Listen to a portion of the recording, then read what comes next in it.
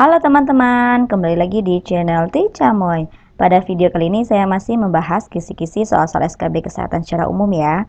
Oh ya, berdasarkan putusan BKN, jadwal SKB diundur lagi ya teman-teman. It's okay, buat teman-teman tetap semangat belajar SKB.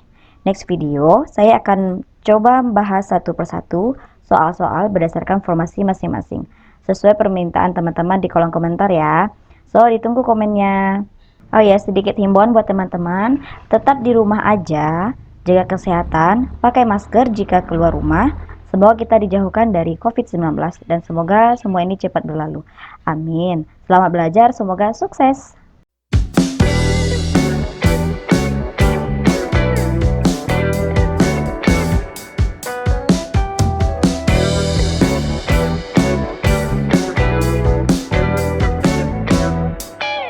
Soal yang pertama, berdasarkan Undang-Undang SJSN, berikut merupakan jenis program jaminan sosial kecuali A. Jaminan kesehatan, B. Jaminan pensiun muda, C. Jaminan kematian, D. Jaminan hari tua, E. Jaminan kecelakaan kerja. Kita bahas sedikit dulu ya teman-teman. Jadi undang-undang yang membahas tentang Sistem Jaminan Sosial Nasional atau SJSN ini adalah Undang-Undang Nomor 40 Tahun 2004. Nah, di dalam bab 6 ini membahas tentang program jaminan sosial. Yang bagian pertama itu adalah jenis program jaminan sosial. Di sini yang meliputi program jaminan sosial adalah yang pertama jaminan kesehatan, jaminan kecelakaan kerja, jaminan hari tua, jaminan pensiun, dan jaminan kematian. Kembali ke soal, jadi berdasarkan undang-undang dari poin A, B, C, D, dan E, yang kecuali adalah B, jaminan pensiun muda. Soal selanjutnya, terdapat kasus COVID-19 di sebuah desa, pihak puskesmas dan tenaga kesehatan lain melakukan pengamatan secara sistematis dengan mengumpulkan data dari riwayat perjalanan, keluhan yang dirasakan, dan dari berbagai sumber terpercaya mengenai kuantitas. Disebut teknik apakah yang dilakukan oleh pihak puskesmas? A. Pendidikan kesehatan, B. Surveillance epidemiologi, C. Pengawasan kesmas, D. Social distancing, E. Promosi kesehatan. Jawabannya adalah B. Surveillance epidemiologi. Oke, kita bahas sedikit ya teman-teman. Jadi apakah itu surveillance epidemiologi? Kegiatan analisis secara sistematis dan terus-menerus terhadap penyakit atau masalah kesehatan dan kondisi yang mempengaruhi terjadinya peningkatan dan penularan penyakit atau masalah kesehatan lainnya. Soal selanjutnya, anak yang menderita stunting akan mengalami pertumbuhan dan perkembangan yang lebih lambat dibandingkan dengan anak normal pada umumnya. Hal tersebut dikarenakan A. Masa perkembangan anak terjadi secara optimal, B. Faktor ekonomi orang tua yang rendah, C. Faktor keturunan stunting, D. Kurangnya zat gizi pada masa keemasan, E. Kurangnya interaksi sosial dengan teman sebaya. Jawaban yang benar adalah D. Kurangnya zat gizi pada masa keemasan. Oke teman-teman, kita bahas sedikit ya tentang stunting ini. Jadi masalah stunting ini tidak hanya di Indonesia saja, tapi dialami juga balita di dunia saat ini. Kita bahas sedikit pengertian apa itu stunting, yaitu kondisi di mana balita memiliki panjang atau tinggi badan yang kurang jika dibandingkan dengan umur sebayanya. Nah, faktor apa saja yang menyebabkannya? Yang pertama adalah kondisi sosial ekonomi, gizi ibu saat hamil, kesakitan pada bayi, dan kurangnya asupan gizi kepada bayi. Balita stunting di masa yang akan datang akan mengalami kesulitan dalam mencapai perkembangan fisik dan kognitif yang optimal. Jadi itulah sedikit pembahasan tentang stunting. Soal selanjutnya, di bawah ini yang termasuk dalam misi Kementerian Kesehatan Republik Indonesia adalah A. Mewujudkan kualitas hidup manusia Indonesia yang tinggi, maju, dan sejahtera. B. Mewujudkan Indonesia terbebas dari kemiskinan. C. Mewujudkan Indonesia lebih baik lagi. D. Meningkatkan derajat kesehatan masyarakat Indonesia. E. Terselenggaranya jaminan kesehatan. Kita lihat dari soalnya, yang ditanyakan adalah misi Kementerian Kesehatan Republik Indonesia. Jadi ada 7 misi Kementerian Kesehatan, itu apa saja? Yang pertama, terwujudnya keamanan nasional yang mampu menjaga wilayah. 2. Mewujudkan politik luar bebas aktif. 3. Mewujudkan kualitas hidup manusia Indonesia yang tinggi, maju, dan sejahtera. 4. Mewujudkan kualitas hidup manusia Indonesia. 5. Mewujudkan bangsa yang berdaya saing.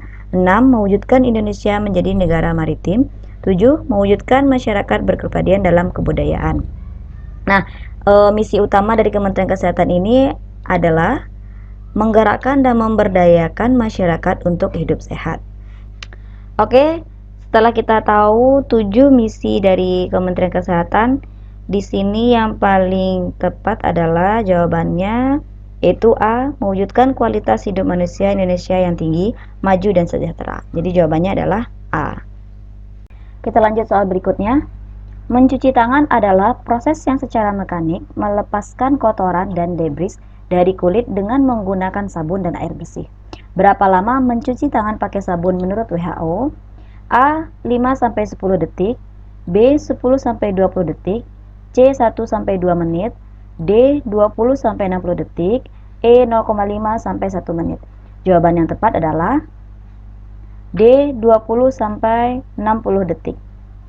Kita bahas sedikit ya teman-teman. Jadi tujuan dari kampanye cuci tangan ini merupakan agar dapat menurunkan tingkat kematian balita dan mencegah ternyata penyakit lainnya. Makanya WHO menganjurkan untuk mencuci tangan ini adalah 20 hingga 60 detik. Oke, kita lanjut soal berikutnya.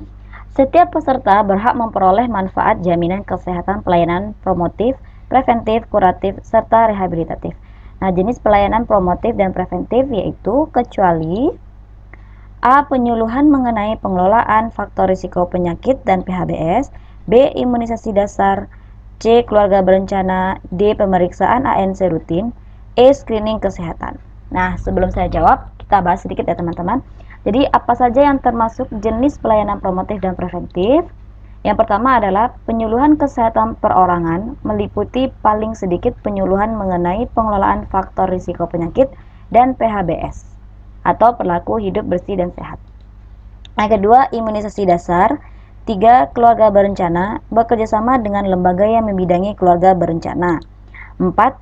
Screening kesehatan diberikan secara selektif yang ditujukan untuk mendeteksi risiko penyakit. Kita kembali lagi ke soal. Jadi jawaban yang benar adalah, yang dipertanyakan adalah kecuali. Kecuali yaitu D. Pemeriksaan ANC rutin. Soal selanjutnya, program kesehatan yang bertujuan untuk mengatasi masalah pada masyarakat untuk hidup sehat, sehingga diperlukan penanganan yang berbeda. Yang termasuk nilai-nilai dalam Kementerian Kesehatan Republik Indonesia adalah kecuali A. Pro rakyat, B. Inklusif, C. Efektif, D. Proaktif, E. Bersih. Jawabannya benar adalah B. Inklusif. Saya bahas sedikit ya teman-teman satu persatu. Nah, nilai-nilai dalam Kementerian Kesehatan Republik Indonesia itu ada 4. Yang pertama adalah pro rakyat. Apa itu pro rakyat? Itu penyelenggaraan pembangunan kesehatan selalu mendahulukan kepentingan rakyat. Responsif, program kesehatan harus sesuai kebutuhan dan keinginan rakyat dan tanggap menghadapi permasalahan rakyat. Yang ketiga, efektif, program kesehatan harus mencapai hasil yang signifikan sesuai target. 4. Bersih, maksudnya adalah pembangunan kesehatan harus bersih, bebas dari korupsi. Oke teman-teman, video kali ini pembahasan kita cukupkan dulu ya. Tunggu updatean video berikutnya di channel yang sama, channel Ticamoy. Terima kasih, selamat belajar.